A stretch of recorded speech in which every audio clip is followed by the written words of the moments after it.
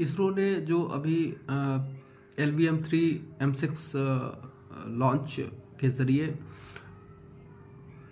अमेरिकी कंपनी के Bluebird block 2 उपग्रह को पृथ्वी की लोअर ऑर्बिट में, जो निचली कक्षा में सफलतापूर्वक स्थापित किया।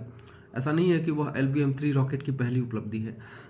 इसके पहले चंद्रयान 2, वो तो मान लीजिए थोड़ा असफल रहा था, लेकिन चंद्रयान 3 जो मिशन है जिसने चंद्रमा के दक्षिणी ध्रुव पर सफलतापूर्वक ये उतारा था, तो भारत पहला देश बन गया था विश्व का।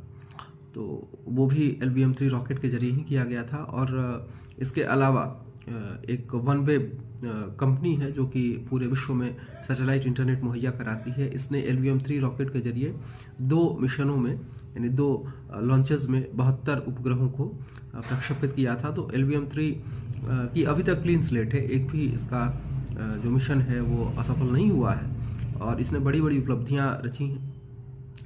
जो ब्लूबर्ड ब्लॉक 2 जो उपग्रह है वह इस मायने में विशेष है कि यह अगली पीढ़ी का उपग्रह है।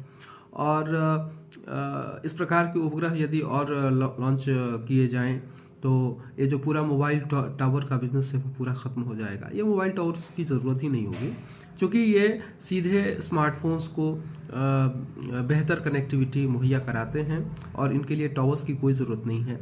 अब जबकि हम देखते हैं कि तूफ़ान हो, आंधी हो, बहुत ठंड हो, बारिश हो या भूकंप हो या कोई आपदा हो, ऐसी स्थिति में जो पूरा नेटवर्क है वो छिन्न भिन्न हो जाता है। लेकिन इसलिए कि मोबाइल टावर जो पूरा जो टेलीफोन इंफ्रास्ट्रक्चर है वही तबाह हो जाता है। तो अब इस टेलीफोन इंफ्रास्ट्रक्चर की कोई ज़रूरत ही नहीं रहेगी। सैटेलाइट इंटरनेट इन सभी आपदाओं के दौरान भी बेहतर कार्य करता है। तो इस प्रकार से बहुत सारी जानें भी हम बचा सकेंगे और जो टेलीफोनी है उसमें ये अगले स्तर की, नेक्स्ट लेवल की जिसको कह सकते हैं, वो छलांग होगी। तो ये बहुत बढ़िया कदम है। और 4G 5G सेवाएं जो अभी हम लोग टावर्स के थ्रू लेते हैं या 6G सेवा 7G, जहाँ तक भी हम जाएं, ये सैटेलाइट इंटरनेट के थ्रू बेहतर हो सकता है। और ये सेवाएं सस्ती भी होंगी। जितने ज़्यादा इस प्रकार के सैटेलाइट इंटरनेट सेवाएं देने वाले उपग्रह लॉन्च किए जाएंगे उतनी ही ज़्यादा ये सेवाएं बेहतर होंगी। दूसरी बात है, कंपनियों का टेलीफोन इंफ्रास्ट्रक्चर में जो खर्च होता है वो भी कम होगा, तो वो हो सकता है कि और कम खर्च में दे।